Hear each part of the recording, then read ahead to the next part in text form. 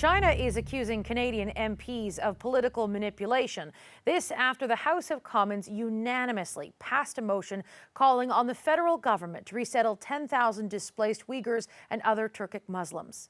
For years, the Chinese government has conducted a brutal crackdown on the ethnic minorities, a crackdown the House has recognized as genocide. The Uyghur community is welcoming this new resettlement initiative, but as one activist illustrates, it has come at a cost. I received a phone call on January 16th from Chinese security officials with the presence of my cousin. And I learned that my two sisters already died in concentration camps, and my three brothers disappeared, and my mother also died, and also they held my cousin under the hospital bed, and they called me just to stop this initiative. My next guest is the Member of Parliament that tabled the motion. Sameer Zuberi is a Quebec Liberal MP. He's also chair of the House Subcommittee on International Human Rights. Thank you very much for joining us. I just want to start by asking, your motion passed unanimously, garnered the support of the Prime Minister. What's your reaction? I'm so happy and so proud, and I don't like to use the word proud often, but I'm extremely proud of our government, of our Prime Minister, of our Immigration Minister for standing strong and saying that we will welcome 10,000 people who are seeking refuge from a desperate situation, from concentration camps, from forced sterilization, from separation of children from their parents. How is the Uyghur community here in Canada reacting to this? They're elated, deeply emotional. It's a deep moment right now. They are very grateful to Canada, to our government. What we are doing today is not only good for our country, but all of humanity. China is accusing Canada of political manipulation in response to this motion. Are you surprised to hear that that's reaction coming out of Beijing? I'm not surprised, but I'm kind of a little bit, it's kind of curious that statement was made, because we're actually welcoming 10,000 people from third countries like Turkey, Saudi Arabia, Egypt, Pakistan. Now, we played that clip off the top of this to set up this interview of the Uyghur Canadian activist. And to describe it, I think is simply just terrifying. What more can you tell us about the Chinese government's attempts to try and stop this? Well, the Chinese government has tried to silence any information to leave the Xinjiang Uyghur Autonomous Region. And there has been a systematic campaign. It's been documented by the Wilson Center that almost 1,574 Uyghur people have been detained or deported at the behest of China from third countries. That's why this motion that we voted upon unanimously yesterday is so important. And so Canadians who might not know about that is a situation where people are in third countries and the Chinese government is finding ways to bring them back to China, correct? Certainly through pressure tactics. That is what has happened and what continues to happen. And we, thankfully, are a country that recognizes that newly landed people, whether or not they're coming here for economic reasons or fleeing for their lives, are an asset to Canada. All of these people contribute to our economy, contribute to our culture, our society, and understanding of the world. You talked about how, or we were having a conversation about how people will be coming in from other countries. What other countries will people be coming in from as part of this rescue mission? There would be a number of countries that would be looked at. Countries with Uyghur populations. And they include countries along the western border of China. They include the countries I named earlier. What's important is that we are stepping up to our international responsibilities, protecting people who are very vulnerable. We are setting a positive example for the international community. Now, the government is fully behind this, agreed to bring in these 10,000 individuals.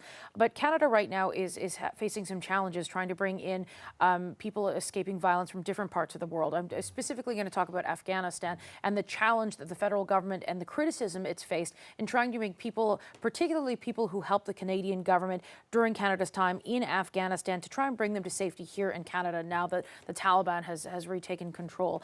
Do you think the government is capable of conducting both of these operations at the same time, given the challenges we've seen with the operations in Afghanistan? Certainly. Each and every operation is different. the challenges that are happening right now, when we've resettled 30,000 out of the 40,000 target, the challenges there are different from challenges of other resettlement operations. We welcomed Ukrainians to Canada. We welcomed Syrians to Canada. We are currently welcoming Afghans who have served our country and partnered with us in different ways. And we are now going to welcome Uyghur people who are fleeing a desperate situation. How quickly do you think this initiative can really get moving? You know, our motion that we voted upon, that the government voted upon, is set to kick in as of 2024. I personally am always ambitious and will call for this to be done as soon as possible. I understand that there needs to be some mechanisms put in place. The government has till 2024 to start this. I will make sure it's done. Do you think that this issue, this is something that is a massive challenge that many Canadians have some knowledge about, but do you think there needs to be more of a public awareness about what is going on right now when it comes to the situation with the Uyghurs and China, and to sort of bring more attention and more scrutiny on China when it comes to this? I think more attention is necessary. I think Canadians have a good understanding, a decent understanding of what's happening, but we need to continue to educate ourselves on this issue. Legal experts say a genocide is occurring. This is a deep and serious concern. We had a UN Human Rights Commissioner, Michelle Bachelet, in the diplomatic language of the UN after a chaperone visit to China, say that what's happening may mount to crimes against humanity.